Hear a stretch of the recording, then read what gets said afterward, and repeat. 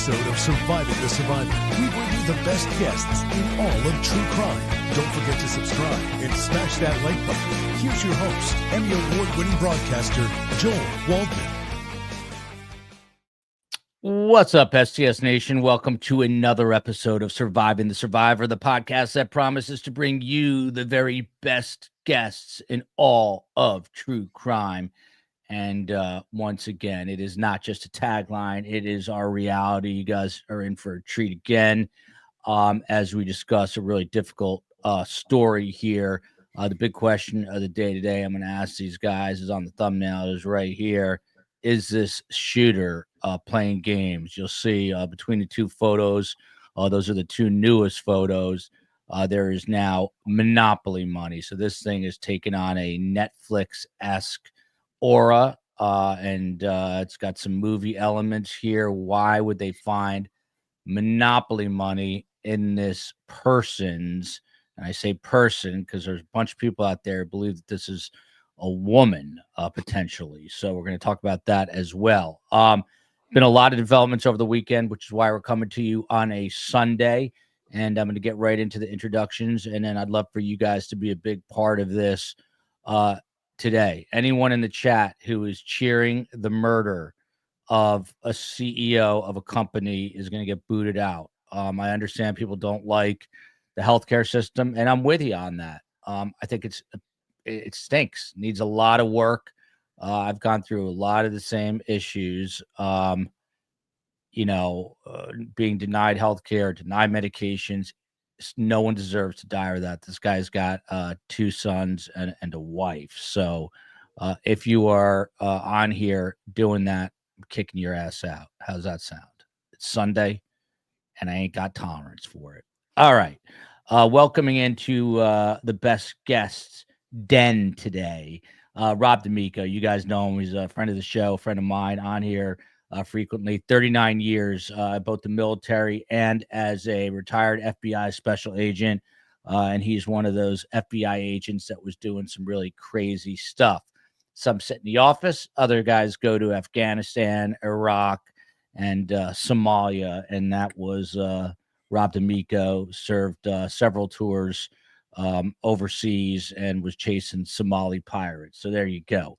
Next up, new to the show, Rich Koprowski, first time here, 30 years with the NYPD, started off in the 25 precinct. They call it the 25, I'm sure, on patrol for 4 years, then went to the anti-crime unit for 3 years, transferred to the 25th precinct detective squad, where he was there for 13 years doing aggravated harassment, homicides, and everything in between. And last but not least, as you see behind him, is Tom Smith, the Chief Operating Officer of Impact Solutions, which is an alternate solution to pepper spray.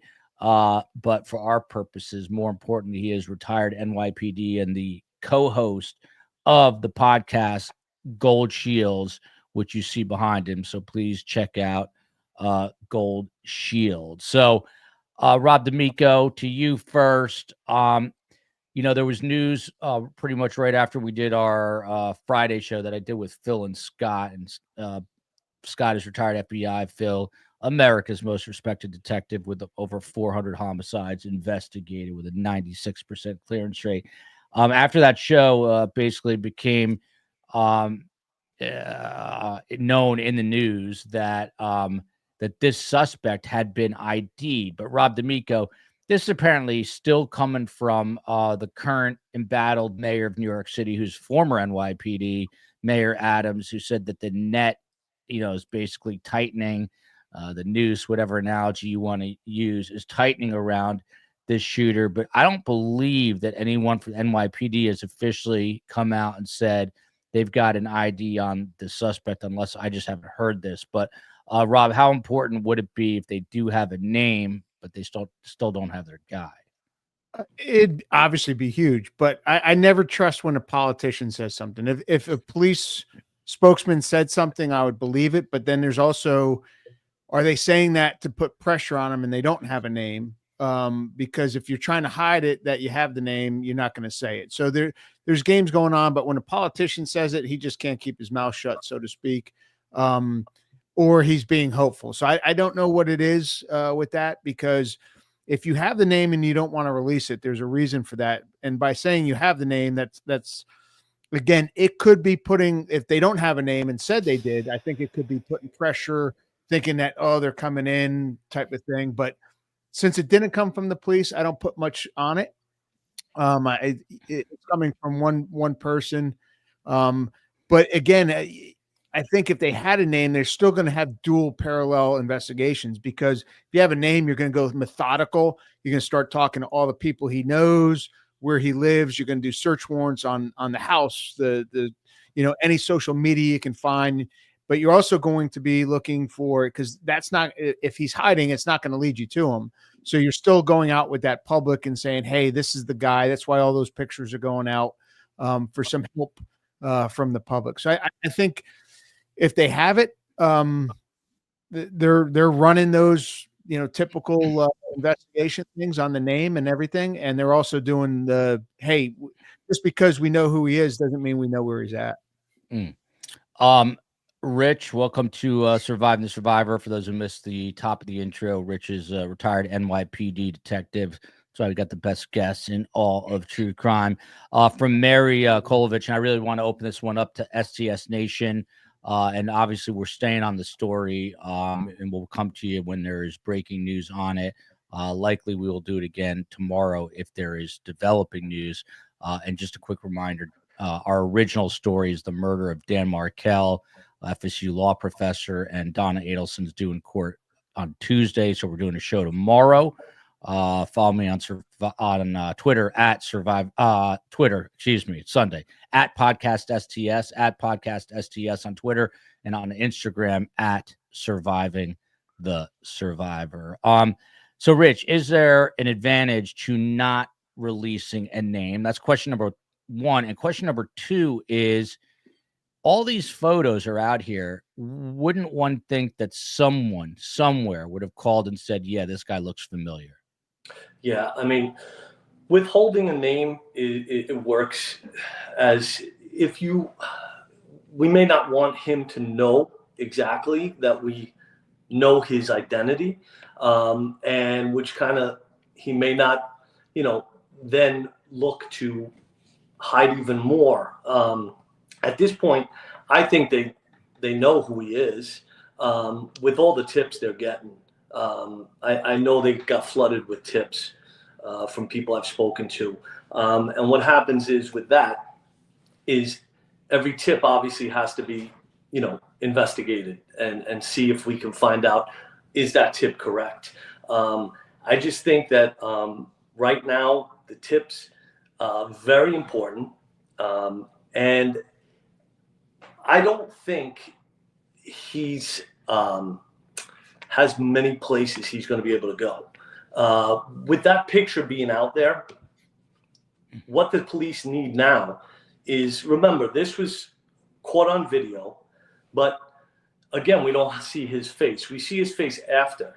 So what happens is detectives now have to, one, get him ID'd through maybe those tips. Then we have to find somebody that can say, hey, that's so-and-so. I know him. Because we don't have witnesses on the street that are going to say, oh, yeah, I saw that guy because he was masked. So it becomes hard to find a witness. So as Rob said, they're going to speak to everybody that's come in contact with this person. And once they find family members or maybe an ex-girlfriend or somebody that will say, oh, yeah, that's so-and-so. I dated him for 5 years. Yeah, I mean, I guess my follow-up, I don't mean to interrupt, but, this happened Wednesday morning. So this is really, we're into very deep into day 5 here, if you count all of Wednesday. And there have been photos out since pretty much either that day or the next day. I can't keep exact track right now. But are you surprised that in the last 3 or 4 days, with these photos being circulated internationally, that someone hasn't said, yeah, I know this guy? Yeah, I think they have. And the NYPD is now just being very, okay, let's find this guy, let's locate him before we give anything out. Interesting. Okay, that makes a lot of sense. So Tom And Smith.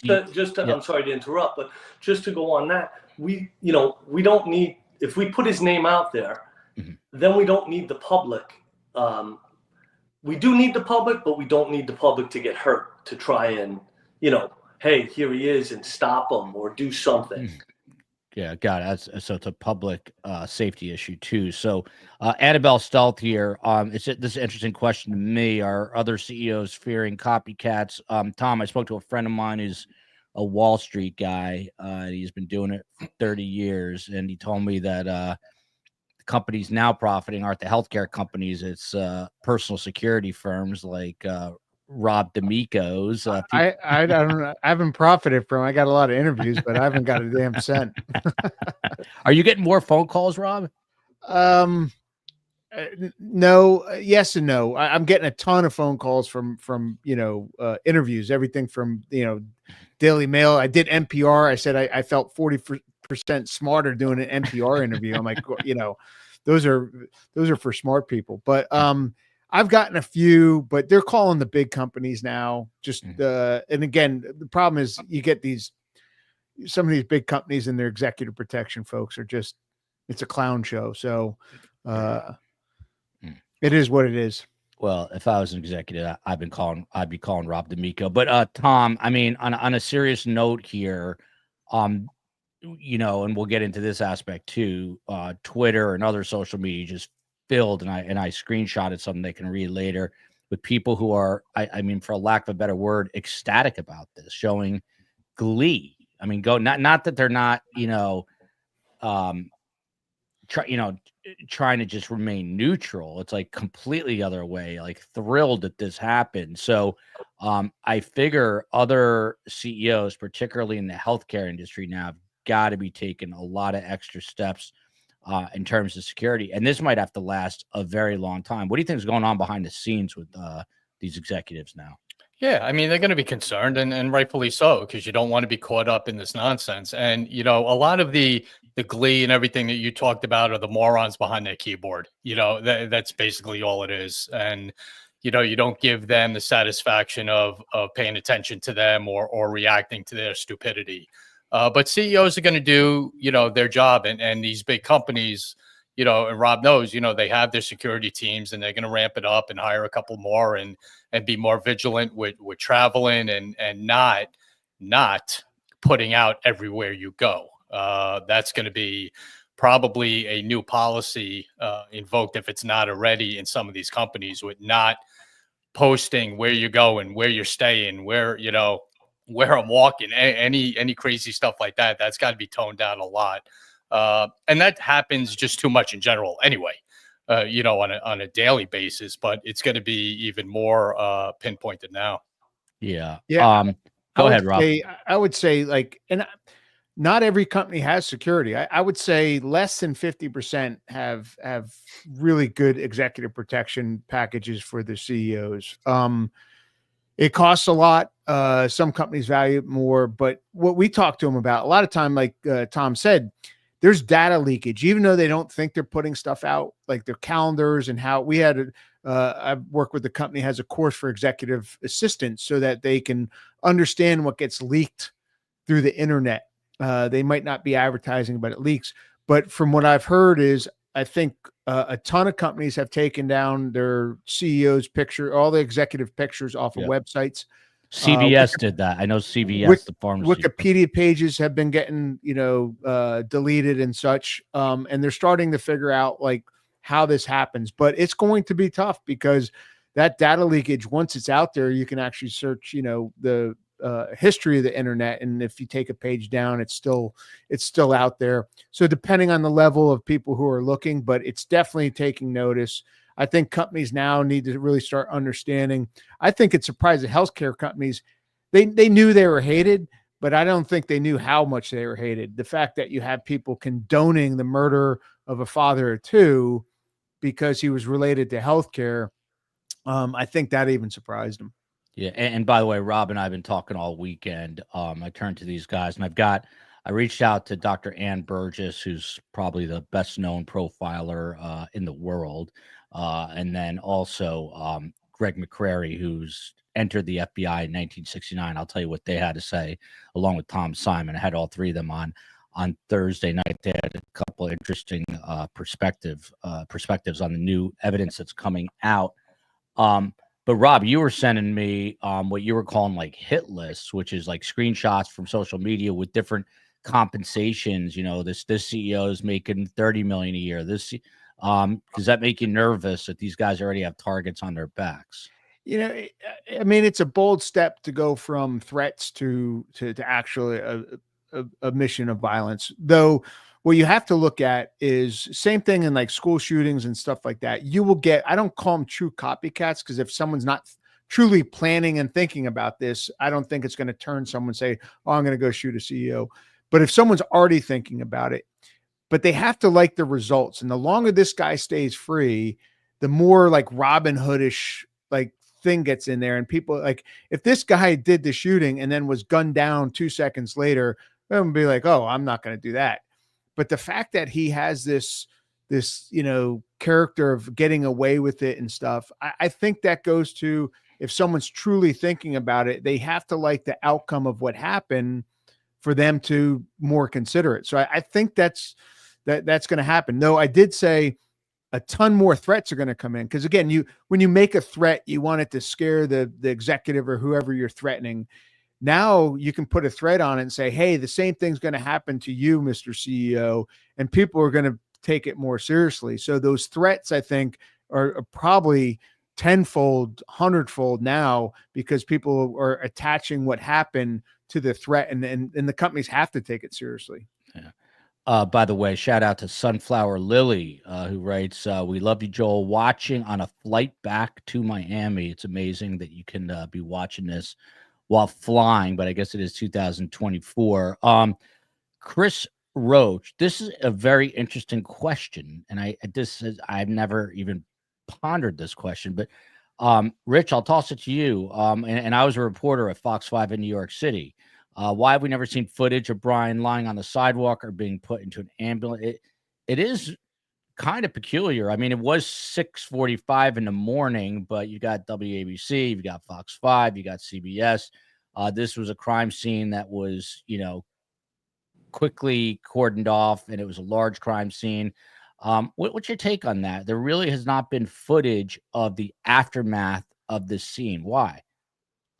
Well, I think as far as putting the victim into the ambulance, he was probably put in that ambulance relatively quick. I don't think, you know, he was lying there very long. The police were doing CPR to him and trying to revive him. So, you know, once they come up, that 911 call goes in, an ambulance is rolling right away. And also maybe the news, I'm not too privy on how the news will do their thing, but they may not wanted to, you know, show that. It might not have been the best, you know, position to show them at that point. Yeah. Tom Smith, these are the two latest photos. These came out late yesterday. That reward is $50K from the FBI, and I think the NYPD is still offering $10,000. But these are clear shots. You see, obviously, the one on the left, classic, looking through the divider in a New York cabbie, and then the other one outside of a cab. I'm curious, Tom, the one on the right, how'd they get that shot, and how'd they find it? This is from the interior of a car facing out. Is this from like an Uber that they? I mean, how this had to come from the driver who saw this, right? Yeah, it just could be. Listen, this guy's photo has been all over the place. You know, this driver, even if it's just a pedestrian, could have just seen him and recognized him and thought he looked similar to the suspect and took a quick shot at him. Everyone's got a phone, you know, so his you know, his eyes are very, very distinct. They're very recognizable, and his eyelashes. So that's something that could stand out just to the public. And that's the point of all this. You know, we all three of us have said it. Getting this out there is important, you know, because I've said it a dozen times, like Rob was saying on a bunch of shows I've been on. The police can't be everywhere, but the public is everywhere. So the more you just put this out there, it's going to hit. if it hasn't already. You know, the one thing about this is all the questions of, you know, why the name, how many tips have come in. We have no idea where they're at. And I like that. Looking at it from a detective point of view, I like that it's being held kind of tight, because there's certain things you don't want out there. If they're on a trail, if they have a great lead, you don't want that out there hindering that in any way. So at one point, you know, we're going to, all our phones are going to blow up, and it's going to say his name and his picture and where he is and if they got him. And that's, I don't have a problem with the way that's done. Yeah. And By just the to way, add, go ahead, Rich. sorry, Joel. But on that photo on the right, those cab cameras, they've gotten pretty good over the years, and that could be just a zoomed in, because they want to catch somebody that comes in and sits in the front seat as well. So that's kind of zoomed in. That kind of picks up a wider image, so you can see people outside. Yeah, it's really interesting. Rich, I'm going to come back to you in 1 second. Already, people are saying he's in Toronto. Well, someone else is he's in Costa Rica. Everyone's got the answer. Rob D'Amico's is. I mean, I think it's intriguing to everybody, because it is where in the world is this person? And I specifically am not gendering them, because some people, and we'll go look at those photos in a little bit, think that some of the photos look like a female figure, which is interesting. But Rob D'Amico, if you had a guess right now, and there is video of him speaking on a cell phone, and I think this is just prior to the shooting, the COA, you might be able to pull it up, but we got a lot of elements backstage here.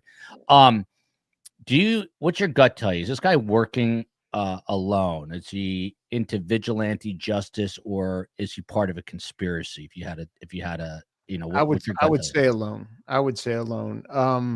Not that a family member hasn't helped them, but maybe helped him in not knowing what he was doing or something. It's a big step to get an entire conspiracy going. I always that's where I kind of start drawing back. But you know, he could have been talking to someone, setting something up, and that other person didn't know. And again, this is just a kind of a bunch of different collections of surveillance video and other video. You saw he was on a there's the shot of him. COE, can you go back on that just a touch? That's him speaking on the cell phone right there. By the way, Rich, if you don't know, the COE is the chief of everything, aka my wife, aka the executive producer of the show. Not to be confused with the CEO, right. But she is the COE. But there he is. He's talking on the phone. That's apparently right before the crime. Rich, what I'm most fascinated, I've asked Tom this, and I'll ask Tom again, is, okay, it's the 5th day. What is happening inside the NYPD right now? I think it's Detective Kenny, if I have his name right. He's the chief of detectives. But how is all this? I heard there's close to 1,000, if not 1,000 plus people working on this. How are they coordinating everything? Plus the FBI is involved. Well, as far as Chief Joe Kenny goes, I know him for years. Great guy, knows the job inside and out. Was a great street cop. So right now, I mean, I've worked on cases similar to this, not CEOs, but a female Tessa Majors was killed at Columbia University, and this takes numerous detectives to along with Midtown, with all the cameras that are there are hundreds of detectives scouring every block, and they're not only looking at that day, they're looking 3, 4, 5, 10 days to see where he is and follow him, and that's time consuming. I mean, to put a number on how many detectives, I couldn't, but knowing from my experience, I mean, we would have every tour that we worked, every detective that was there pretty much working on it. So, you know, it's all hands on deck. And so it's going to be that way until he's caught. Yeah. Now, are there different shifts going? So like tonight, 2 a.m. are there going to be detectives at the NYPD looking through video and doing other things? And then I'm sure there were night watch detectives that cover that tour. they'll assign, as well as something else going on in the city that they may have to respond to. But in the downtime, I'm sure they have 1 or 2 or 3 detectives assigned to watch video. I mean, me personally, in the Tessa Majors case, when that was going on, I sat and watched video from the housing project for hours, to look for the perpetrators. And it's, it's time consuming, and it can drive you nuts, but it's something that we all decide, hey, we have to do this. We have to find this guy. Yeah, it's interesting you mentioned that, because again, we have a detective on every Friday from the Houston PD, investigated over 400 homicides. And I was asking him, like, this is super tedious. Did you sit there and watch all your own video?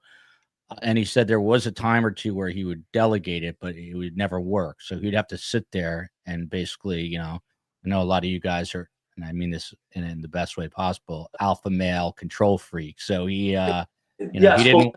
When a case like this happens, that has to be thrown out the window, and you really depend on your coworkers to really, watch video. And, watching video, people may be like, it is what it is, but it's extremely important, because what I may watch for 4 or 5 hours, I could miss them. So somebody else would have to, you know what I mean? So you really have to pay attention. And it's very important, and especially in a case like this. I mean, this guy committed this in Midtown. There's a camera everywhere. Literally, I heard those cameras are very good.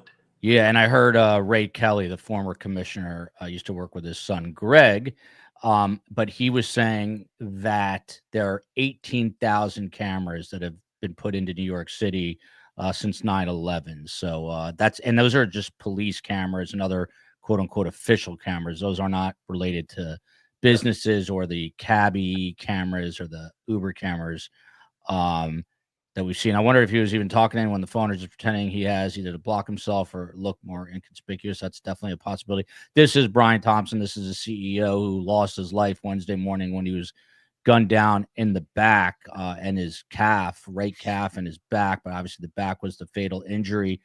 Just 50 years old.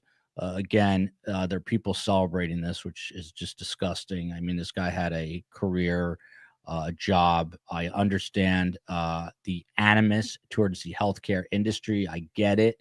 But no one deserves to die. He's got 2 sons at home who are probably, just totally shook, and upset and devastated. And there you go. Monopoly money equals company investigated for being a monopoly. We'll get to that in just 1 second. I got to ask you, Tom, do you recall anything like this during your career? And it was, I think, 30 years or 20 something plus at the NYPD. Do you remember anything quite like this? I mean, I can go back to the 70s with Son of Sam, and that was scary as hell and was huge. But what about in recent memory? Oh, sure. I mean, there's high profile. It's New York City.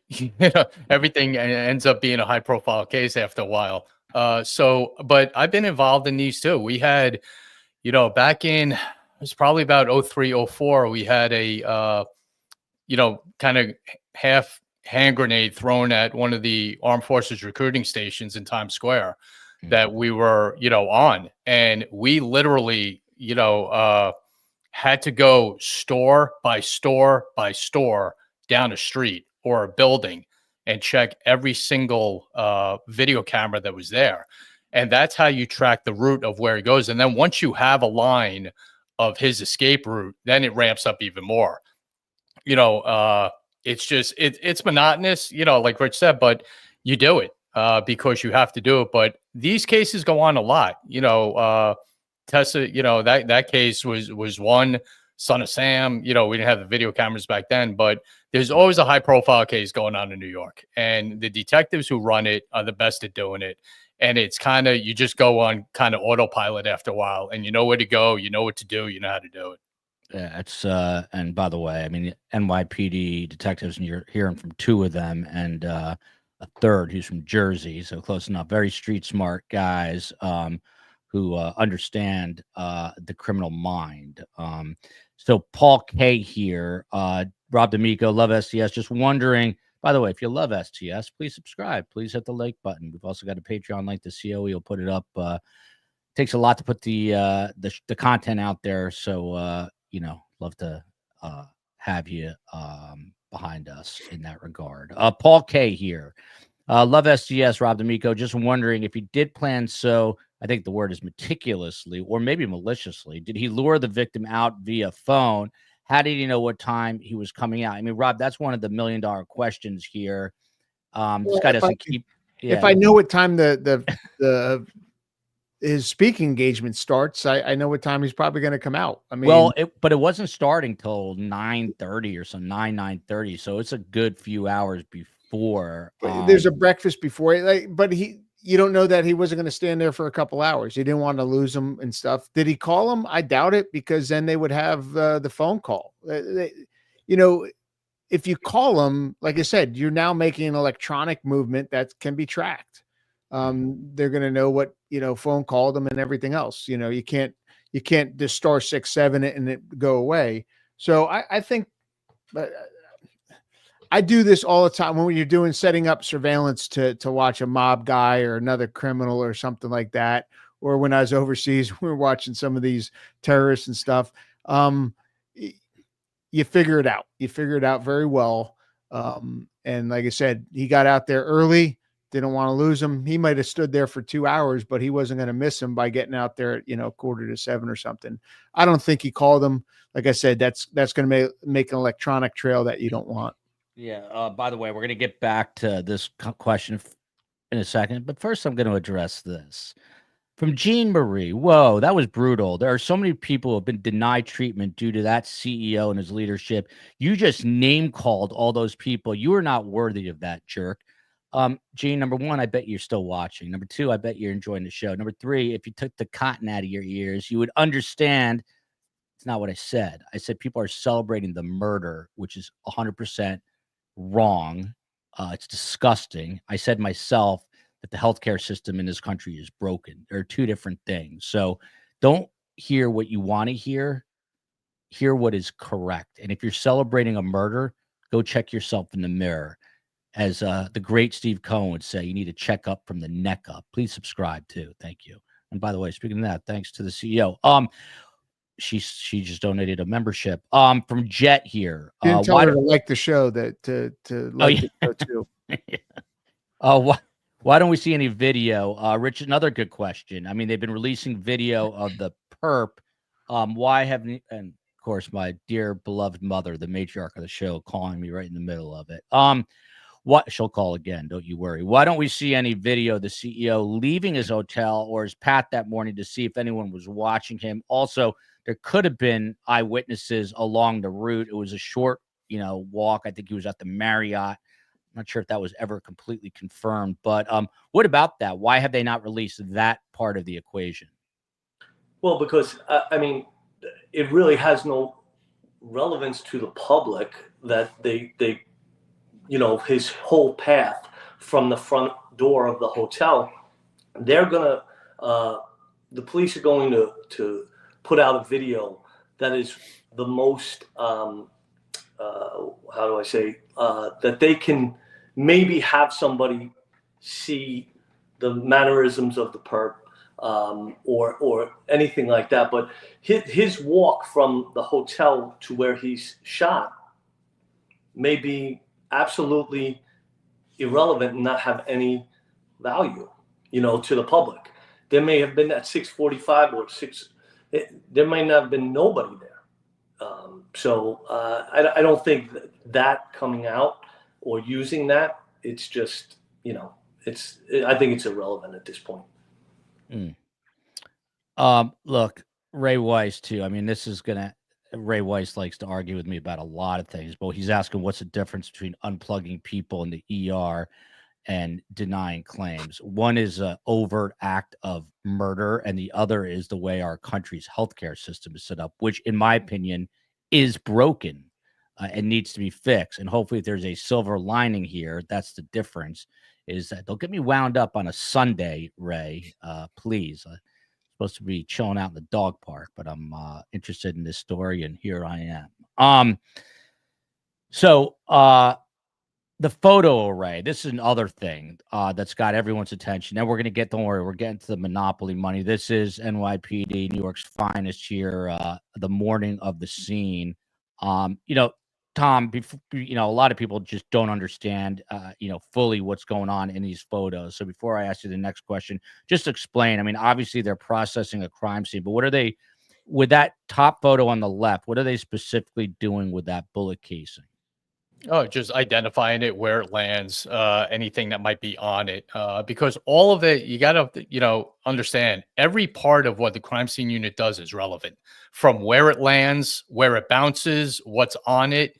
All of that all means something. So it's all done real meticulously, and it takes some time to really break down, identify everything, label everything, because that gives you, the investigators, the detectives who are doing this, the snapshot of what happened. So that lays it out of where and when and how and all that, and may lead to a direction of, the direction the perp went, which we know by the video, yes, but you want the evidence to back that up as well. Yeah. Look at this, drinking tea out of the Surviving Survivor mug. By the way, the COE, and huge shout out to the COE, Space Coast, Steve Cohen, and of course the mods coming in on a Sunday. Look at there, right on cue. Space Coast from the West Coast. You guys wouldn't be able to hear this podcast without him, which is a pretty big deal.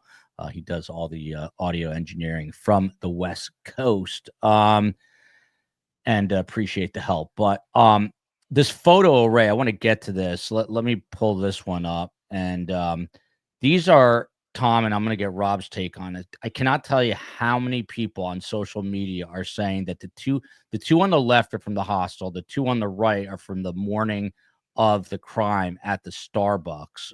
And I'd say like 50% of the people are saying that these are not all the same person. Would there be a case where the NYPD would, screw up, for lack of a better term, and accidentally put out a photo of someone who they, is not the suspect on the left, and the real suspect is on the right? And then the other question, of course, is why wouldn't the guy on the left have come forward to say, no, it's not me? That never happened either. I wouldn't bet on them putting the wrong pictures out. I really would not. That goes through, before it gets to this point, a number of okays and checks and balances and all that before that's even put out to the public. But, I said it before, the more you put out, the more hits you're going to get. And I mean, me looking at it just, throughout the last 5 days on TV, computers, or whatever, I'm thinking it's the same person. I don't have a problem with the identity of him, or the identification that it's the same guy. Rob D'Amico, you convinced that it's all the same person? And I got another one for you. I do. Like I said, before they put it out, there's so many, checks and balances that they're, especially when you put someone's picture out. I mean,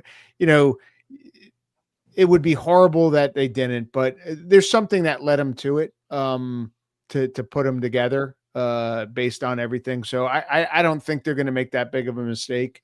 And I've heard now, my neighbor just told me before I came in and did this, that coat that he's wearing with the pockets is now selling off the hook online. Again, the society is crazy on the stuff that happens. I don't know if that's real or not, but it's going around that it's selling. Yeah, I wouldn't doubt it. By the way, they're also saying, Rich, to you, on the photos on the right, even on the left, he looks kind of puffed out. People are basically implying that he had different sets of clothing on, especially the morning of the crime, which would be on the right, where he was just able to kind of shed clothing as he went. Do you think that's a definite maybe, as our friend Daryl Cohen from Court TV would say? Yeah, I mean, it is possible. I mean, he went into the park and allegedly put his backpack down, to hide it. But yeah, he could shed. I've seen people shed their clothes and have other clothes. I mean, he doesn't. To me, the camera angles too can depending on what angle we're getting the surveillance from, can make you look a lot different. Some angles make him look, he could be 280 pounds. And then you see another, angle where he's walking on the street, he's 180 pounds. Like you can't really go by, the angles and everything like that on this. Yeah. By the way, Rob, real quick, look at this one. Yeah. People are getting a tattoo of this guy. Also, go ahead, Rob. Oh my God. Tattoo. That's worse than like your boyfriend or girlfriend's name that breaks up with you a week later. But yeah.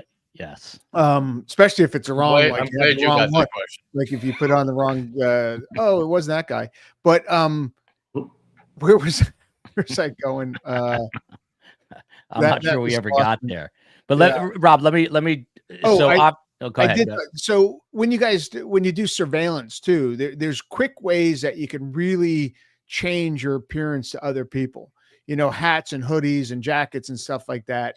So when we would do surveillance, even in a car, your neck up, you'd have different hats, you'd have different shirts, different jackets to put on, and you can really change it fairly quickly on just a couple things. Because when you're looking for someone, you think of something like the jacket or the hat or the hoodie or the backpack, and that's what you identify with. And as soon as you start discarding that stuff, when I first looked at this guy, I thought it was a crime of passion, and he's probably going to get caught pretty soon, because a lot of crimes of passions, they don't think past the X. They don't think too much further than running from the crime scene. But him, bicycle, taxi to a bus station, don't know if he got on a bus. It could have been I think more and more he had a better plan than we all gave him credit for in the beginning.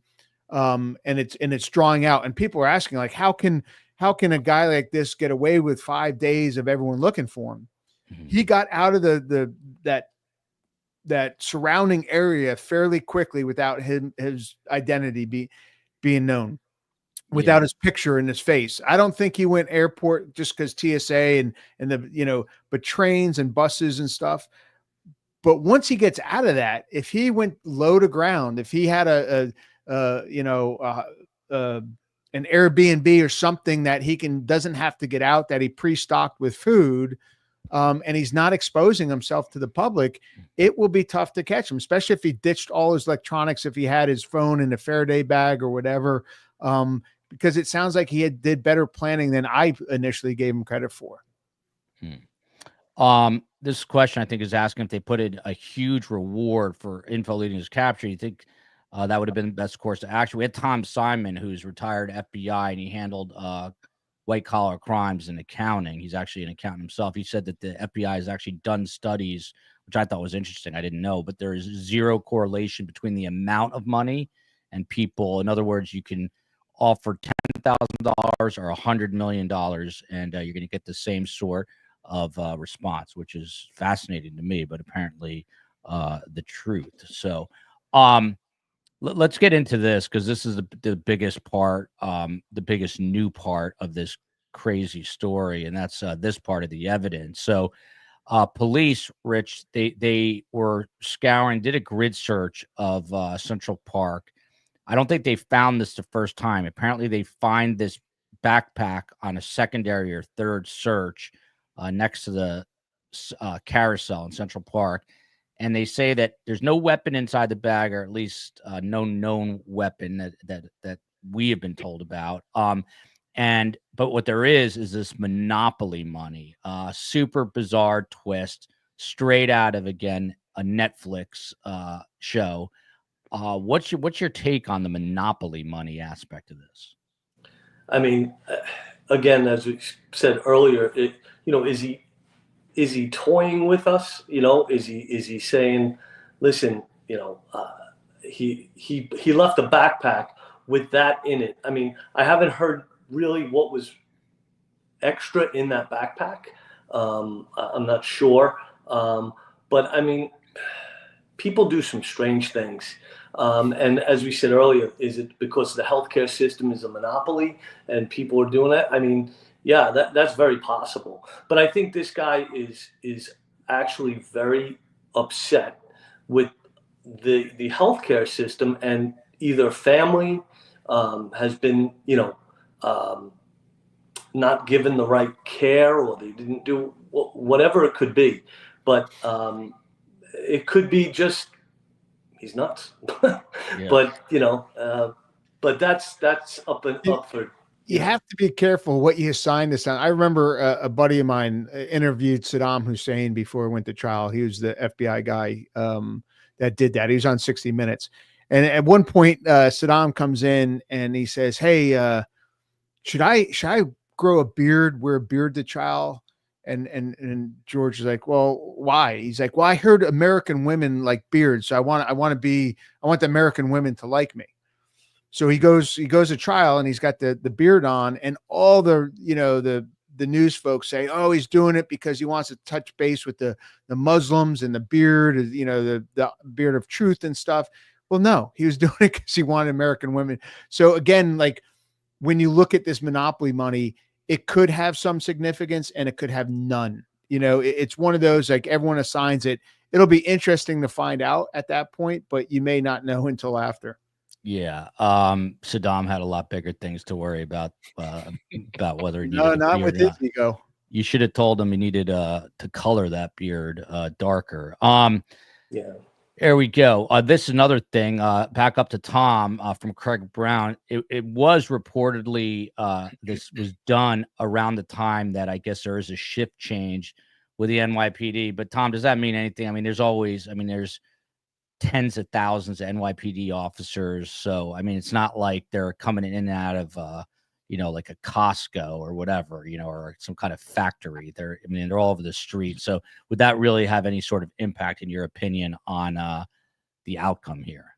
No, not at all. There's so many units, especially in Midtown. There's dozens of units doing different tours, 6 to 2s, 2 to 10s, 5 to 1s. There's so many that trying to lock down one to commit a crime during some sort of shift change is somewhat impossible.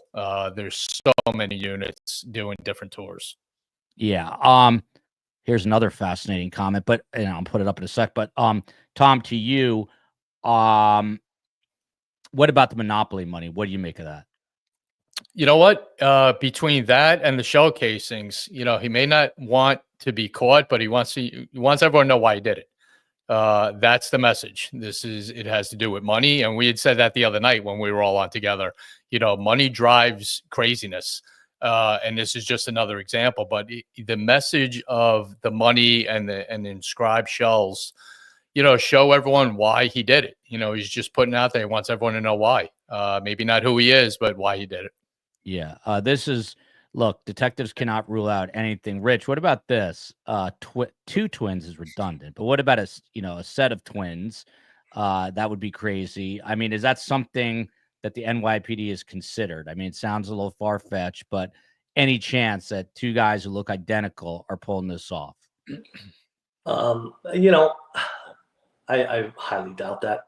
I mean, it would make a great movie, but I don't think so. And I'm sure, as I said earlier, after doing these cases, with all the tips and everything coming in, they probably know who they're looking for. It's just a matter of, and they're going to already have a family tree done and know who's, related, where he could be.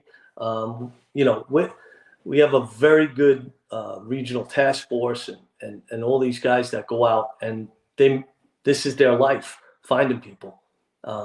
And they do a great job of it. And I have to say, throughout this whole investigation, the video work on this case is amazing. I mean, they've tracked this guy for miles, and it's a great job. We don't have him yet, but he'll be in custody soon.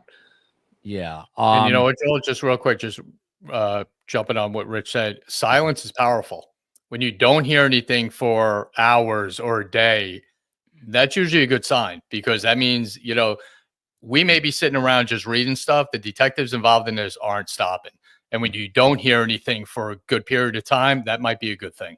Yeah, Right. and I've noticed I haven't really been like the typical NYPD press conferences. Real quick, Tom, before you answer that, there's a lot of new people watching tonight. So if you've never been with Surviving the Survivor, we are a nightly live show covering the biggest crimes in America with the best guests, as you see right now. We've got retired FBI, retired NYPD, criminal profilers, the great Dr. Ann Burgess, Nancy Grace has been on the show, Vinnie Politan of Court TV. So we bring it to you live every night, 5 p.m. or 7 p.m. You can follow me on Twitter at Podcast STS, on Instagram at Surviving the Survivor, and please share the show with friends and hit that like button.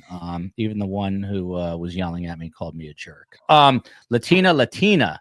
That's the COE, the chief of everyone. Remember this comment, Tom. No one's going to turn him in, but do these haters realize he's only been the CEO for 3 years? How can they blame him for years of denials? I've had United Healthcare for 20 years, never denied me. So that's another perspective. Tom, one of the issues here is there are so many people who are, I guess, for a lack of a better way of saying it, are okay with him being killed because of the position he held. Does this make it a lot harder for law enforcement because you guys generally do rely on the public?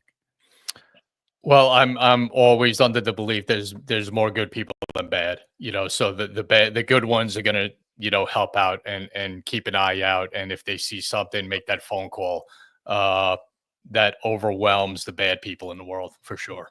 Yeah. Rob D'Amico, no shortages of comments like this. I'm pointing it out because this is a reality of the story. Here's this guy's a modern day Robin Hood. That's another one. I didn't see nothing from only me. Just that's obviously in reaction to what I was just saying, that a lot of people are saying, yeah, I didn't see anything, even if they saw this guy, because they don't want him to get caught, which is, I mean, there's a whole psychological aspect to this entire crime that's just absolutely mind-boggling. But Rob D'Amico, one of the interesting things that has not been found, at least that we don't know about, is the e-bike that he was on. They found the backpack, they found the Monopoly money. There's a jacket reportedly inside the backpack, but where is that bike, do you think? Also, the weapon has not been recovered. I think the bike's in NYPD evidence. You do. They tracked them down. They tracked it. There's no reason to come out and say, hey, we got the bike or whatever. But they saw where he dumped it. And they saw him getting a cab. They made all that. So I guarantee the cab he was in, they've processed the cab for evidence too. Once they, like you said, you put this many guys on it and they're going to get everything. But it's not, that's not a news feature thing. Hey, we got the bike, so to speak. But they guarantee they process it already. Yeah. Kristen, thanks for the super chat. I don't know if most or all, but a lot. I mean, they're a huge healthcare provider, the largest private healthcare provider in the country. They also have the highest rate of denials. And we're going to get to that, the whole deny, depose, defend, which was, some people said it was etched, but I believe it was written on topic. Off topic. Thank you, Christy Allison. But can you cover the New Jersey drone? Yeah, that's also really weird. I ran the FBI's counter drone program, and right now there is. I talked to somebody, and most of the night sightings are actually manned aircraft.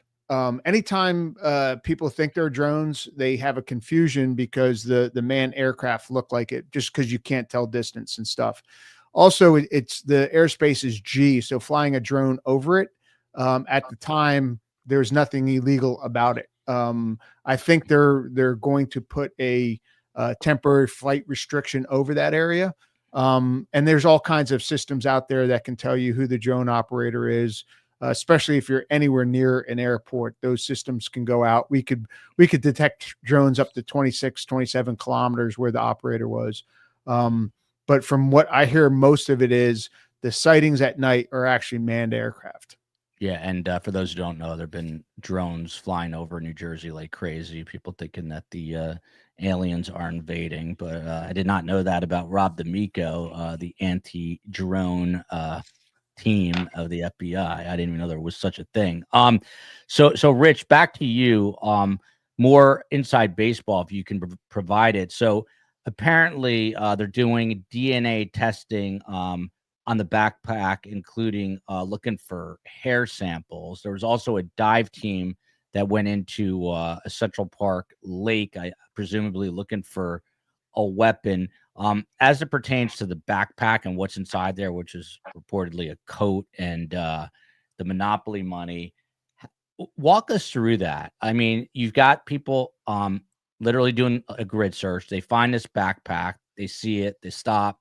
What do? They cordon off the area. They've got the latex gloves. How is it handled from that point into processing? So at that point, once it's discovered, the officers are usually instructed before that. You find anything, don't touch it, alert a supervisor. They'll come over, and then they'll call the crime scene unit over. And they'll let crime scene handle that. And, being this case, crime scene probably recovered it, bagged it up, and sent it straight to the lab.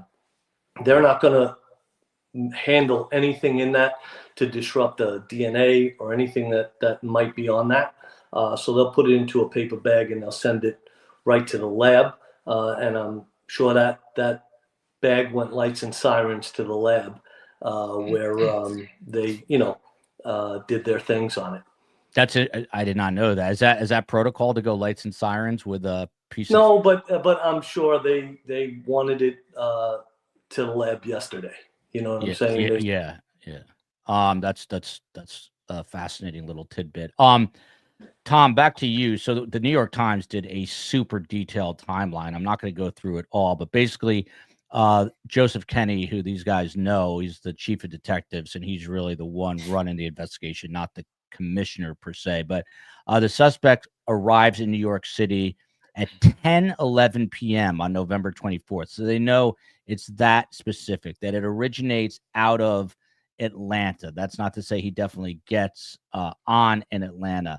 At the hostel, he stays under a fake identification. He always uses cash. He avoids conversation and hides his face, although there's one point where apparently he's flirting with someone, and that's where we see the mask, the proverbial mask, come off. Where's he getting money and food? You heard these guys say maybe he stocked up beforehand. Then on Wednesday, which was the day of the shooting, the gunman leaves his hostel at 5:30 a.m. They believe he took a bike to the scene of the shooting. Took him only 10 minutes to get to the hostel on 103rd, from the hostel on 103rd Street to West 54th, which he's hauling right there. At 5:41 a.m. on Wednesday, he arrives at the hotel. He begins wandering the street. 6:44, he shoots Brian Thompson. 6:56, he's out of Central Park, still on his bicycle. And then apparently by 2 hours from that point, he's on a bus out of New York City. I mean, Tom, super detailed. I assume that they're putting all this detail together from the video surveillance, but now that he's gone, what does that timeline do for them? Well, it just gives you a point of reference of what happened. And then, once a crime like this happens, you start the prosecution process, hopefully for court. And you start doing that in the beginning of the investigation. You don't wait to prepare to make sure this guy gets locked in and have all his movements down until after you lock him up. You start doing it right away. So this is all, for the motive part and where he went and how they tracked him, making sure it's the same guy. You want a consistent timeline of making sure it's the same person from beginning to end. And I think they did that. And that's all to set up, the aftermath once they lock him up. Yeah. I'm reading KCL's message here. The shooter could also be someone who works for a competitor who's angry at UHC's monopoly, or an unhappy UHC insured person, or a disgruntled ex-employee, or an activist against healthcare. I mean, Rob, again, you got to keep all options open here. There's also a lot of people who don't think this is necessarily a male.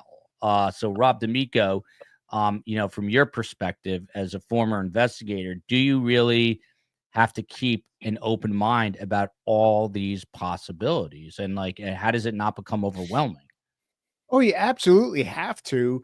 But again, when you look at, what is the most likely, it's a matter of resources. But then again, on this one, they have a ton of resources. So if you have an inkling at something, you can maybe throw a detective or some people at it to take a look because you have so many. It really gets tight where you have finite resources and you got to prioritize what you're going to look for. But most detectives, senior detectives, just know so many different things can happen. They just have this natural ability to keep all eyes open. And then if a piece of evidence comes in and points them somewhere, how to prioritize what they have to put to that rabbit hole, so to speak. So it may be like, yeah, there's a possibility that because he was going to testify and some Nancy Pelosi insider trading thing, that this hit came from that. And all this is okay. It's one of those, what are the chances likely? How much resources you're going to put to running that down than opposed to the denial of service, which is coming out and stuff. So, but you constantly have an open mind. You just learn, you've seen so many odd things in cases before that nothing shocks you. You might get surprised, but nothing actually shocks you when it goes a way that you weren't expecting. From Helen here to Rich, this is a great point because if you look at the other shot, there's definitely two different backpacks, or almost definitely two different backpacks, unless it could be the lighting. We don't know. But Rich, if he does have two backpacks, how important is it to try to find the second one? He could have it, I guess, still. Yeah, I mean, it would be, but from the photo on the left, with the strap that he has on, it doesn't mean that it's not the same backpack because I can't see the back of it, but it just could be that the strap is turned, and that's the actual inside of the strap instead of, the other gray strap. It could just be flipped. So I don't put much in that, but he very well could have two backpacks. I mean, I think they have the right one. Yeah, this is a difficult one, Tom, and I've asked you this before. This comment, guy looks Middle Eastern or Hispanic. The estranged wife, Paulette, is Lebanese and Colombian descent. I did not know that, but again, it came out very shortly after that they are estranged. They live in separate homes. So, what are the chances NYPD detectives have flown out to Minnesota to speak with her? Would the NYPD just let the local jurisdiction handle that? And what do they do? I mean, do they have to go back and re-question her? Obviously, it is super delicate. You don't want to accuse a family member of a horrific crime involving her husband and the father of her children, but obviously you got to rule out family members, correct? Oh, 100%. I mean, I would say someone went out there because you have to think of everything. You can't leave anything to chance. You have to think outside the box, and everyone is sort of a suspect, so being estranged, can they ask, to look at her phone? Can they do that? Sure. All that has to be run down because it's a big unknown at this point.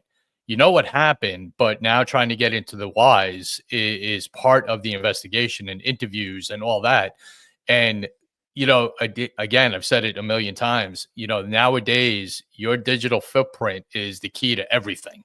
No one does anything without being on their phone, online, or anything. And all that has to be explored. And I'm sure it was. I am absolutely positive it was. I think I agree with you. And I think, we have to, as detectives, have to paint a picture, and find out what happened. And we have to, as you said, rule out everybody. But flying out there, that was probably done that day, maybe the next day, and have to be able, because they're looking ahead. The district attorney who's assigned to this is already looking towards, nowadays they look towards trial already. Mm-hmm. How can we prove that it wasn't the wife? that it wasn't this. So they're going to speak to everybody. So when that case comes together, they could turn around and say, no, we checked that. So here's our evidence that it wasn't the wife. Yeah. By the way, this is just another example of how demented the public thinking is. Even if he gets caught, who's going to be on that jury and convict? Pretty much, I think almost every jury panel in this country would probably convict if there's sufficient evidence and it is the person. Just kind of warping my mind, the amount of craziness that's out there. Great question that came up, Rob. Why would he come out 10 days before committing the crime in New York? I think it was Samantha, someone along those lines, who was asking that question. There'd be such a bigger trail of evidence then. And as we see, they're putting together their surveillance video. They're obviously, Thomas said it and Rich have said it, they're going back more than just to the day of the shooting. They can go back the 10 days. Why would he come out so far in advance? Well, I mean, the reconnaissance period, if you're planning it well, is important. Like he probably figured out the timing to get down there. He probably, like, again, his path outside the city seems to be planned, and everything else. I think you have to look at it. As he got up there, he wanted to probably figure out, maybe he didn't know exactly what hotel it was in, and it took him a number of days to figure out what hotel it was going to be in, and talking to like employees at the hotels to find out like all the different things that could be, different with where the guy was staying, where the actual stockholder meeting was or whatever. So it took him a number of days. So when you have a plan, the reconnaissance and the planning is the most important part. And obviously he did a lot. And so I don't think 10 days, I think it talks to me like staying in New York City for 10 days isn't the cheapest thing. But again, like when we start looking at, there was some money behind him, $300 backpack, all the change of clothes and all this, staying there for 10 days, tells me he wasn't just, doing this ad hoc, so to speak. Rich, interesting question here. They come upon this backpack. Why would they not get the bomb squad to check the bag first? I don't know that we know that they didn't, but usually, again, the media is good enough that they would probably have had shots of that, because that takes a while. But why not, if they didn't use the bomb squad, why would they not do that?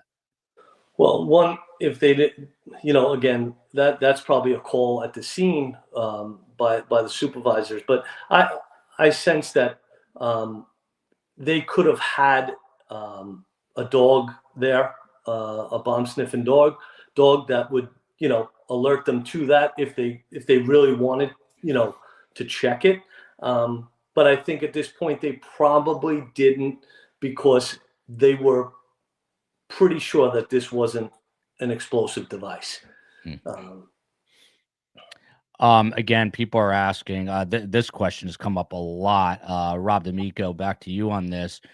No reward money offered from Thompson's company, just a generic post on Twitter, not to mention the family. People are asking, what, if anything, is to be made of that? Would a company normally offer up money?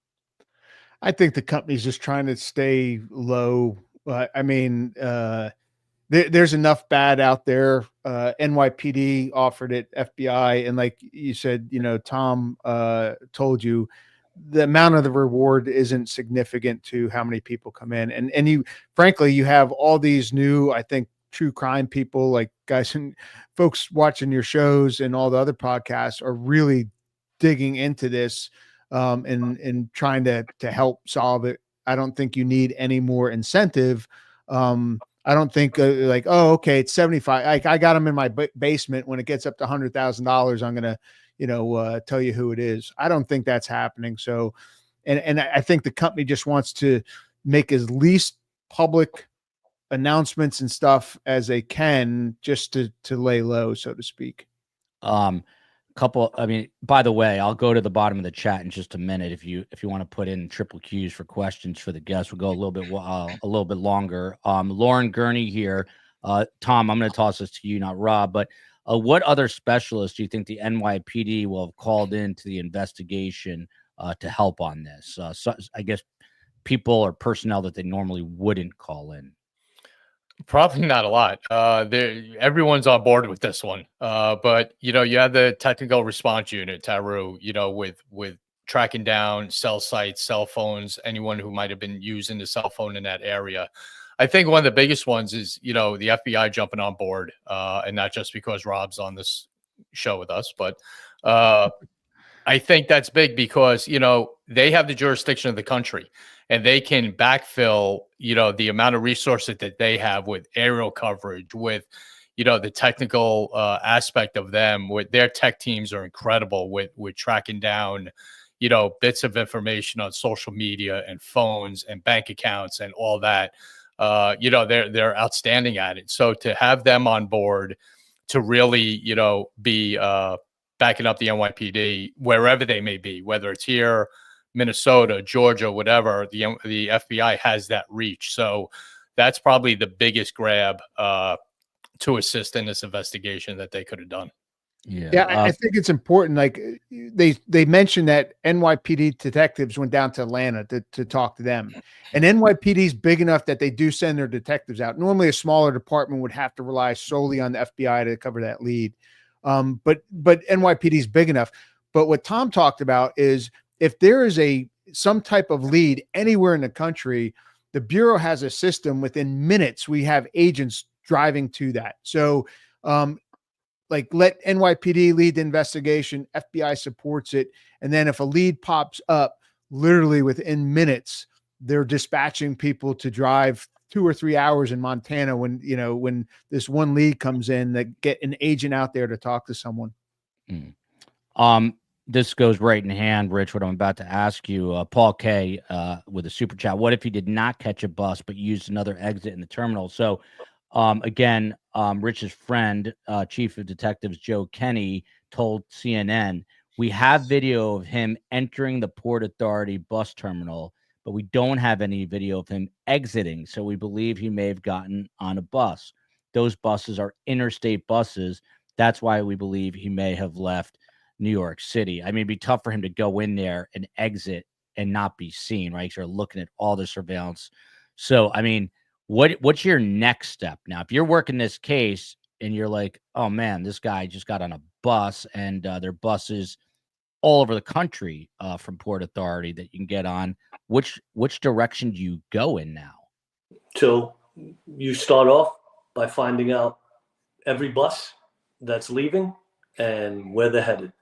And what you do is you alert, what they're doing is they're going to alert every jurisdiction that they can to where those buses have any sense are of leaving. Wherever those buses are going,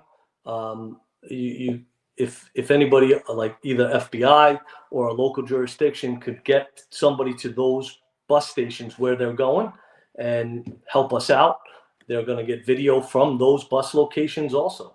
But they're going to get a list of every bus that was leaving from the minute that he walked in.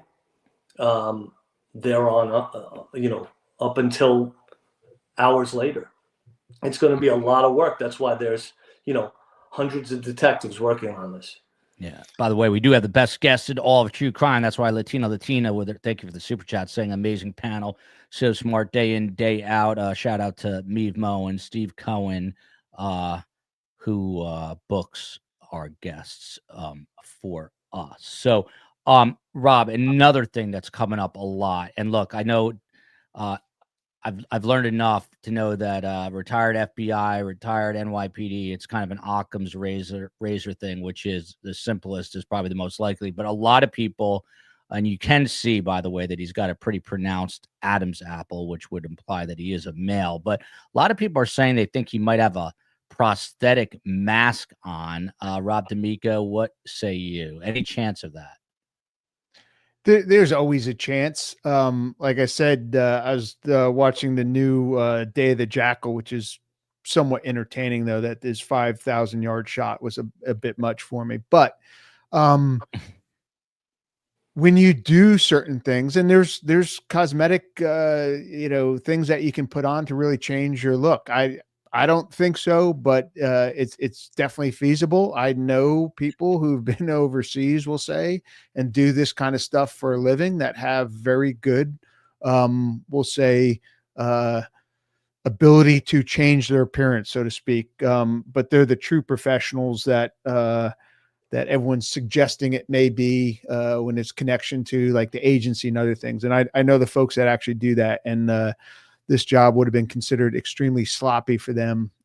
You wouldn't have any photographic evidence if one of those guys was doing this, but different day. But everyone wants to make that sound like, oh yeah, it's the agency or whatever. But there are cosmetics that you can use to change certain appearances. The nose would be instinctually easy, so to speak. But I'm not, again, it's not my likelihood, but you still have to go down that road if possible. Yeah. And Rob, here's another one. I mean, the questions are endless. Could he have an accomplice and they left in a car? I mean, earlier someone said, could they be twins? Well, I think they have him tracked on the bicycle to the cab, to the bus station, to Port Authority. So I'm not seeing something. And again, for them to come out and say that, I think the video evidence has to be pretty strong that they followed them from camera to camera to camera, because it took a couple of days for them to come out. So that meant they were looking at every single camera that they got a hold of, or was coming into their feed to put his timeline out like that. So you could say that, but I think they would have saw that if in fact that was true. Blackwood Orr chiming in, one of our OGs from the Republic of Ireland. I don't think there's anything wrong with his nose. There you go.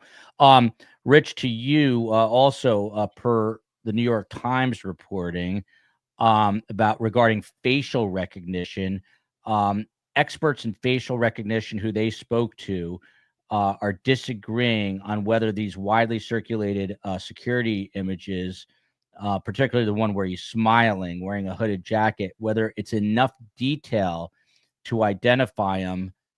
What do you think? Do you think that, that NYPD's got to be using the best stuff that is available? Do you think it's good enough to help get a jump on him?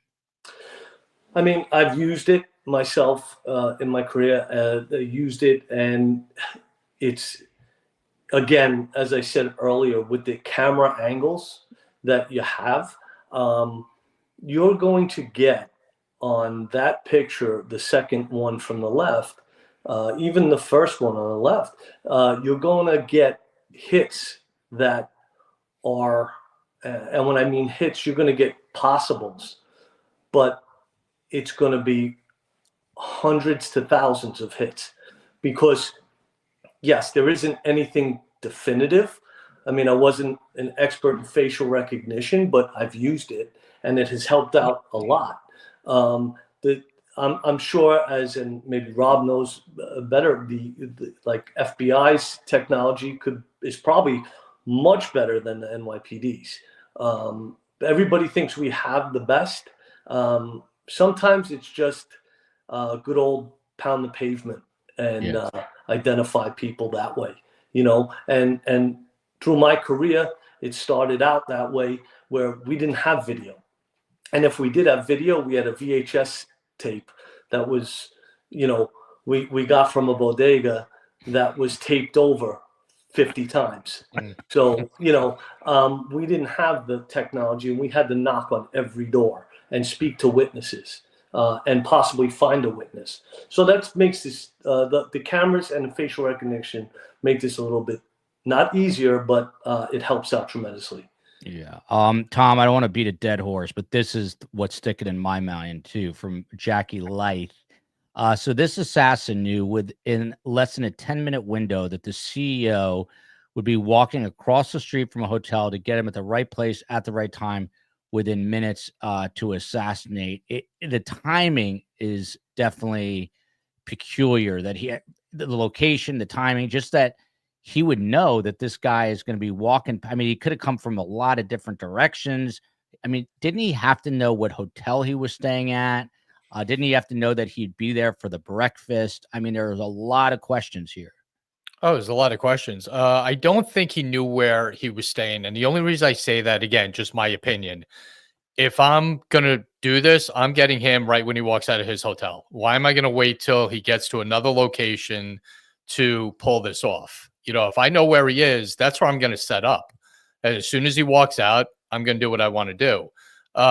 Around areas, especially like the Hilton, and when you have big conferences like this, and I don't know this for sure, but just from past experience, there's a lot of signs: enter here, VIP this direction, breakfast at 7 o'clock or whatever. There's a lot of signage around there for guests to know where they're going.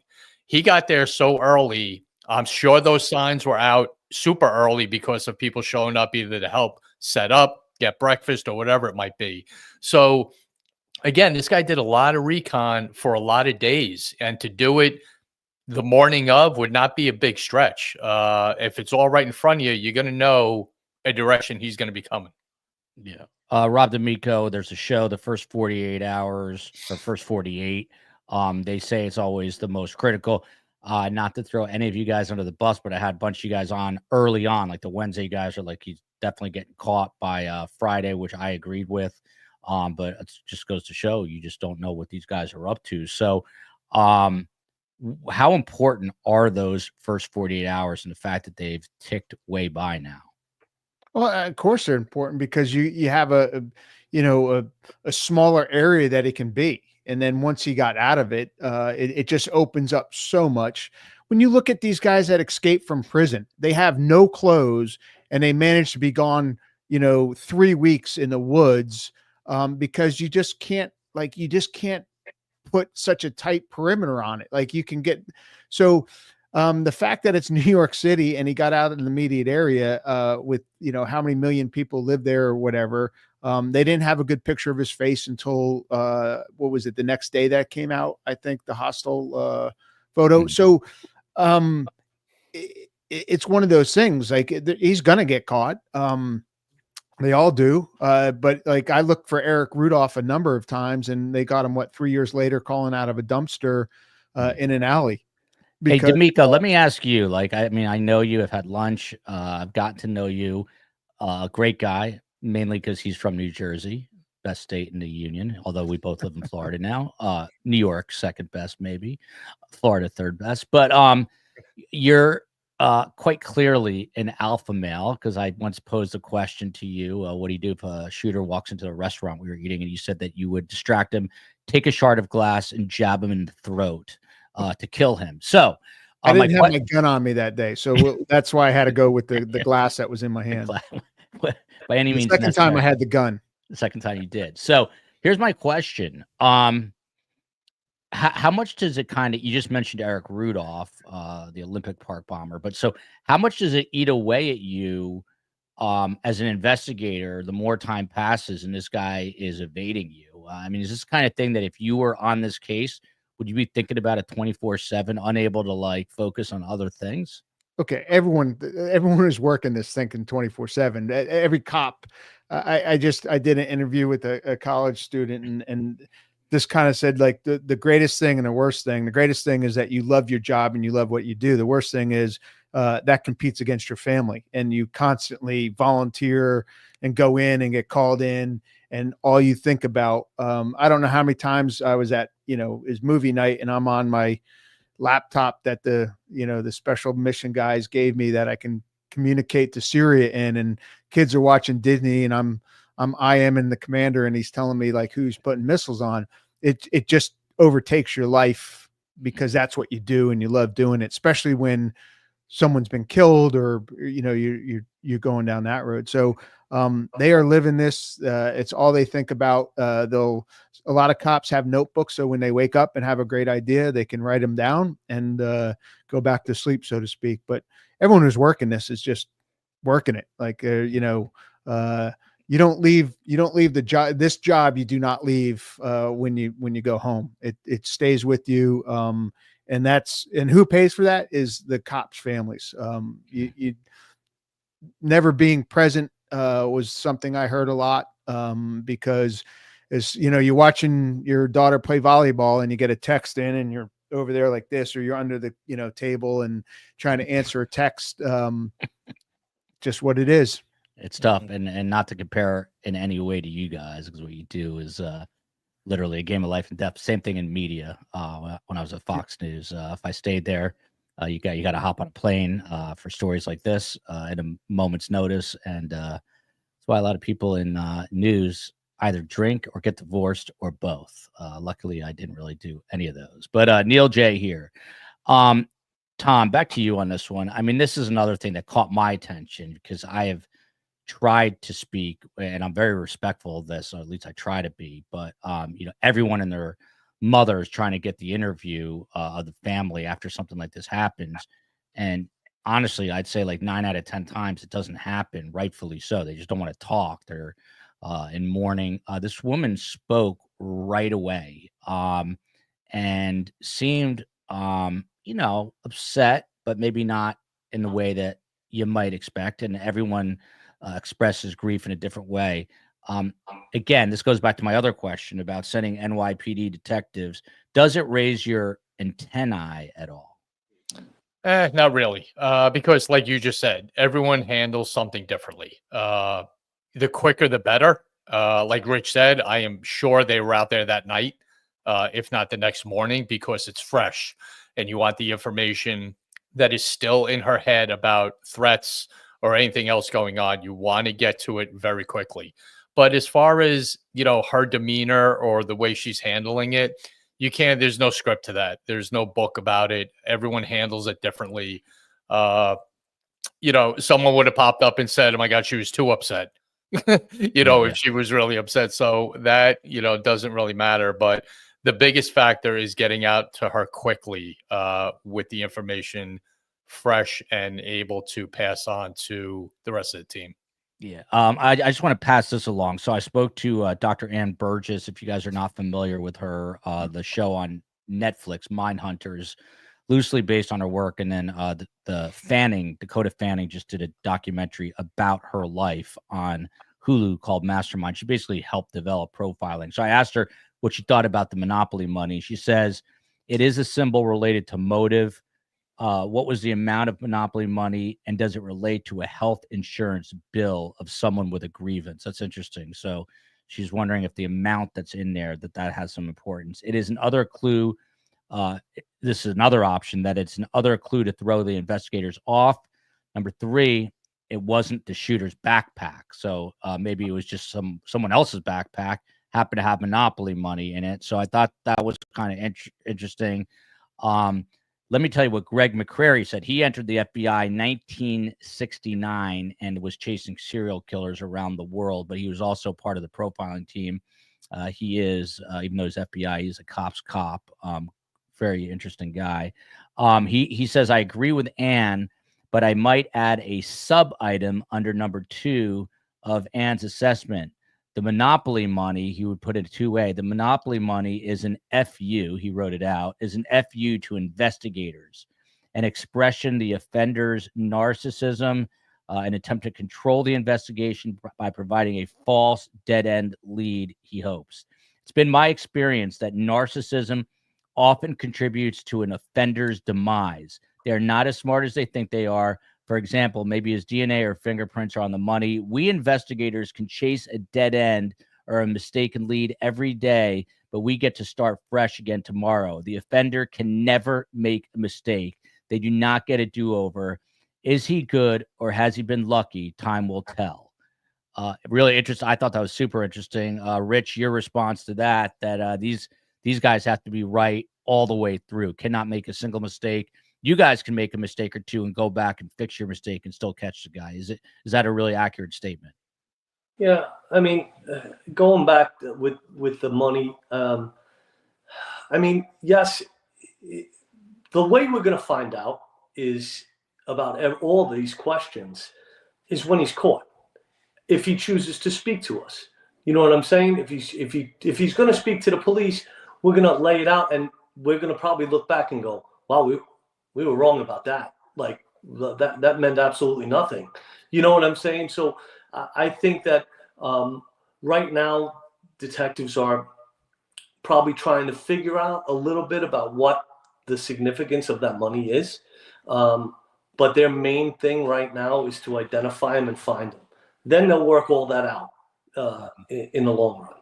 So that's my take on the money. It's not, I mean, it's important, but right now, what is that telling us? That's not telling us that he's in Atlanta. It's not telling us anything. I mean, so that will be worked and looked at later. You know what I mean? And we may never find out, because he may just be like, listen, I'm not saying a word to you.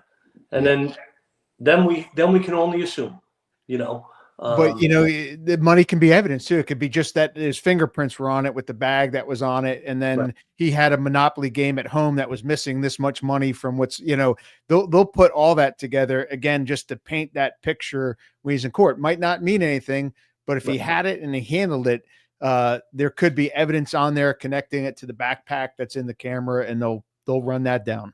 Yeah. Eric Jeans here with the super chat. Thank you very much. To Tom. Is the hostel, this is an interesting question too. The hostel front desk woman, so she's the one that apparently thought he was cute, asked him to lower the mask. Is she not allowed to be interviewed? She could give details on the dialect. I'm certain the NYPD interviewed her, but Tom, the question too, when you watch the shooting video, which we're not playing today because it's played a million times, but there's a woman huddled in the corner that he could have killed easily, didn't take a shot at her, and there's an SUV driver right there. Mm-hmm. Is it possible that because typically you hear from eyewitnesses, especially in New York City, you might not hear from family members, but New Yorkers like to talk. They used to tell me how much they hated my ties. But if is it possible or plausible that NYPD detectives said, please do not talk to the media. We got to keep you guys tight-lipped, and they're actually listening. Sure. Oh yeah. Absolutely. Any witness, depending on the severity of it or what they can tell, you don't want to, not even just putting information out there. You don't want them to be in danger. One of those witnesses could say, oh, I knew who he was. I talked to him earlier in the day. Who knows? But part of staying out of the media light is the possibility of, and just keeping them safe because of the information that they're given. But also on that note, with witnesses, the media sometimes helps us with that, because the media finds a witness that we didn't know about.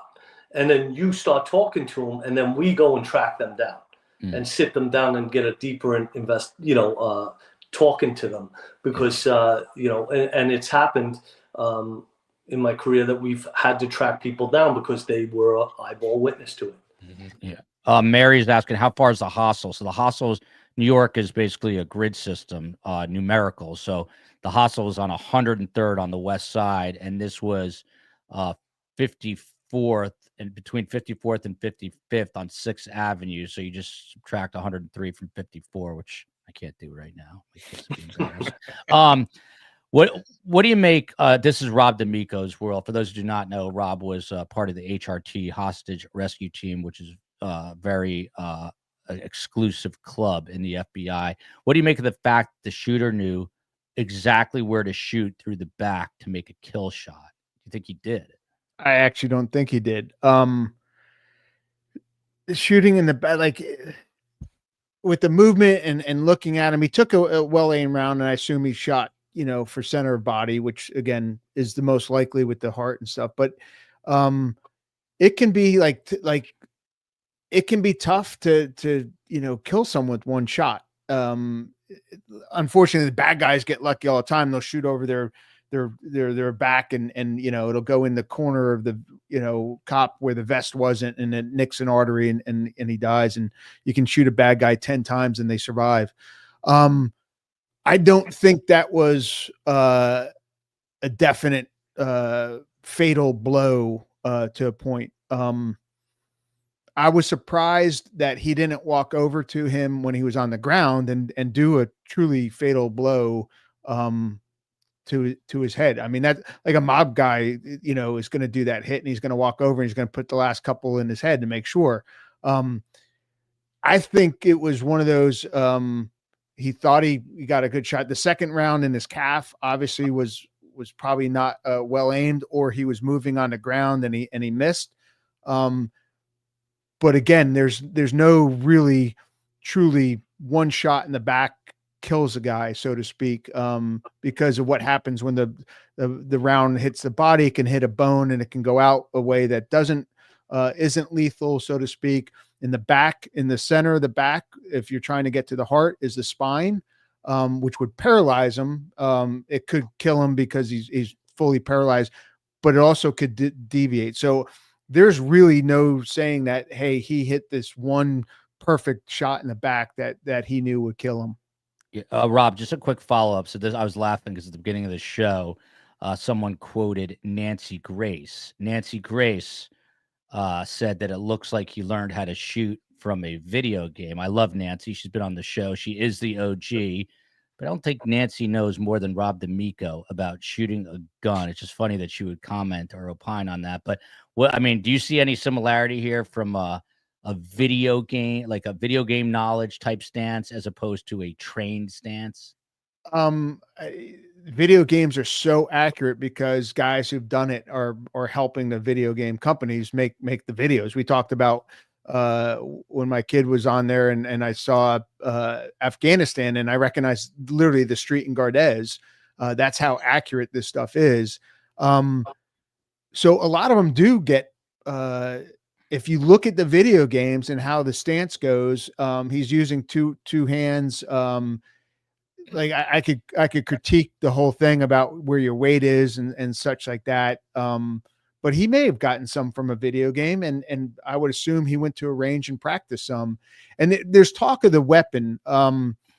There's this B&T, was it Viper 9, which is supposedly it's a veterinary gun to humanely put down animals and stuff.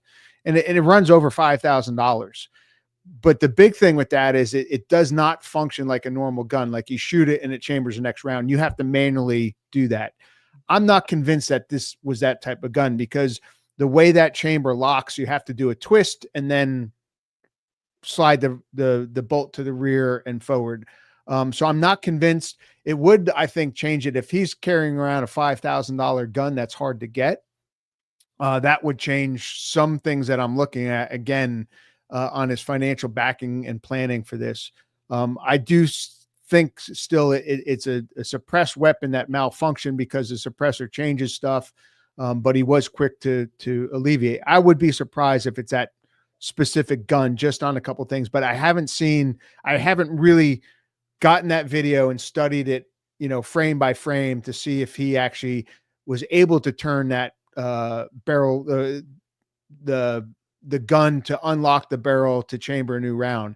And the fact that the rounds, there's 3 unshot rounds on the ground, I think meant it's stovepipe, which is when a round gets kicked up and it locks it because it didn't fully function. And you strip those rounds off. The gun that we're talking about, the 1 round and you fire it, I don't think he would have had that same problem. So there's some talk back and forth that it's this silenced weapon. And then someone said, oh, he wasn't used as a suppressor because it's illegal in New York. Well, it's illegal to kill someone too. So I don't think he was worrying about the law if he's carrying a suppressor. Yeah. By the way, this comment, I appreciate the super chat, SB, but I can tell you without asking these guys, they're not taking a side. They're investigating the case. This person's saying that the police are on the side of the insurance company. That's an absurd comment to make. There's no way that they're not. You see Rob, these guys have a job to do. They take it seriously. Are there some bad cops? Always. They make the headlines. 99% of law enforcement are on the up and up, and they do this not for the money, but they do it because they love what they do. Here's another one. Same person. That they're not on the side, SB, but I do like your upside down shot of I don't think that's New York, but I don't know what it is. So huge thanks to Rich Koprowski, 30 years with the NYPD. Where is the 2-5, by the way? Is it downtown? No, it's East Harlem. Oh, East Harlem. There you go. Upper East Side there. So he spent years there and then became a detective dealing with cases from aggravated harassment, 2 homicides. Rich, final question.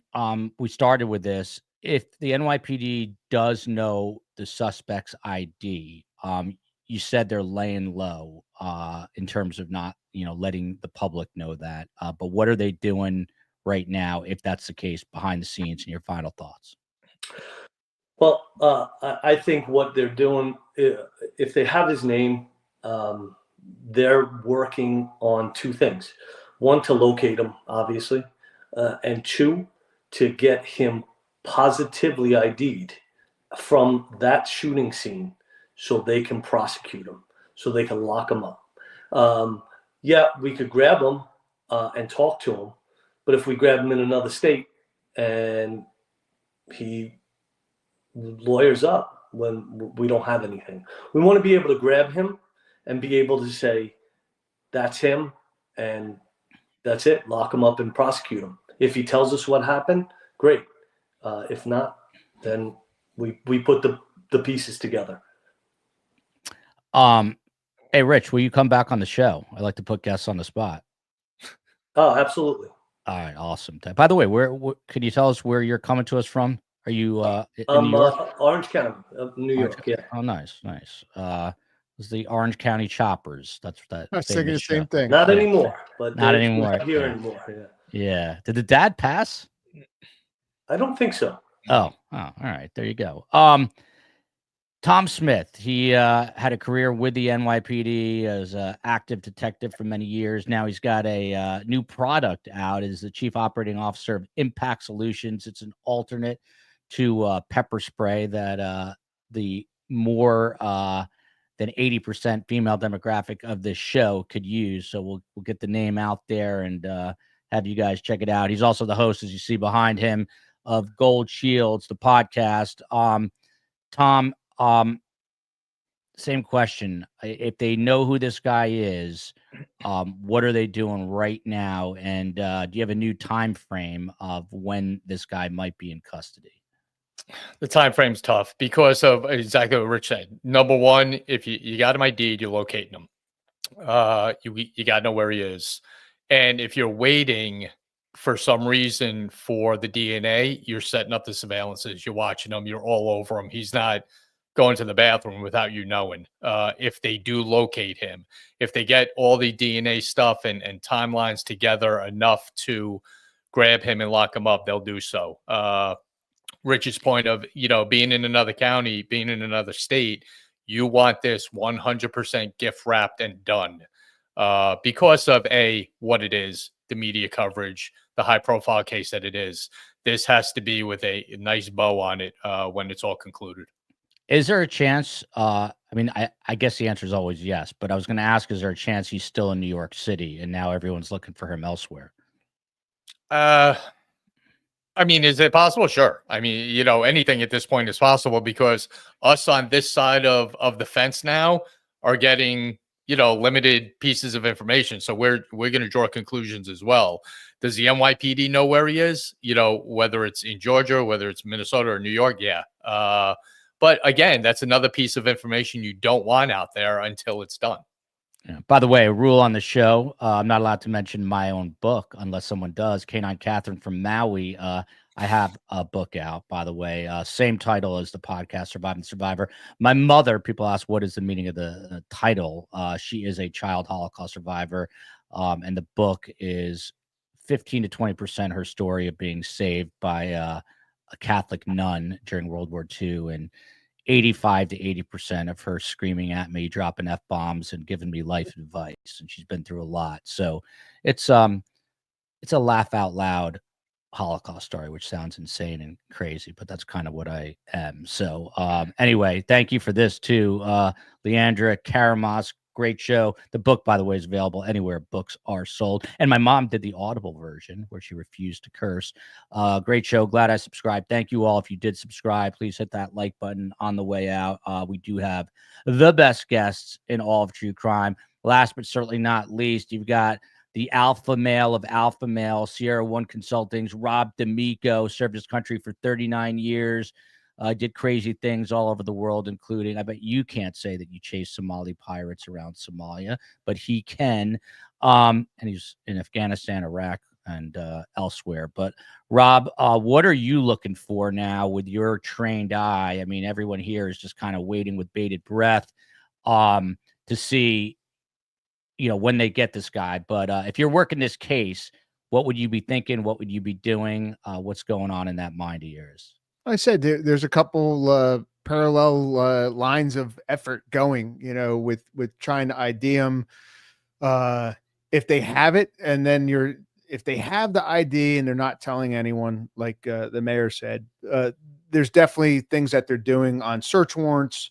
Getting all his social media, his cell phones, and his emails and all that, and then you're gonna have to have a whole bunch of people start looking at that, and that's a line of effort that takes a lot too. Because just because you know who he is doesn't mean you know where he is.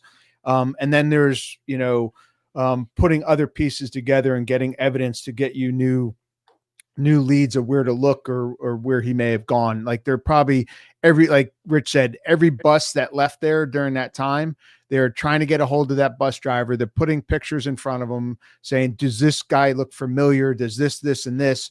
And if so, where did you drive? Did anyone get off? And but you know how many buses leave Port Authority? So again, all these lines of effort take resources. The lead guys are deciding which ones to follow more so. So, and then it could be the public makes a phone call and everything just breaks wide open. And again, it's that one phone call, and they're getting plenty of them, and they're having resources go out and look, and it may not mean anything, but like I told you before, when I work fugitives, Saturday night, like when America's Most Wanted, you're like, oh, here we go. Especially if someone was from your city and you're like, we're going to be going out all night, but you didn't blow them off because one of these is always right. And that's how you catch people. So they're following up on a lot of them.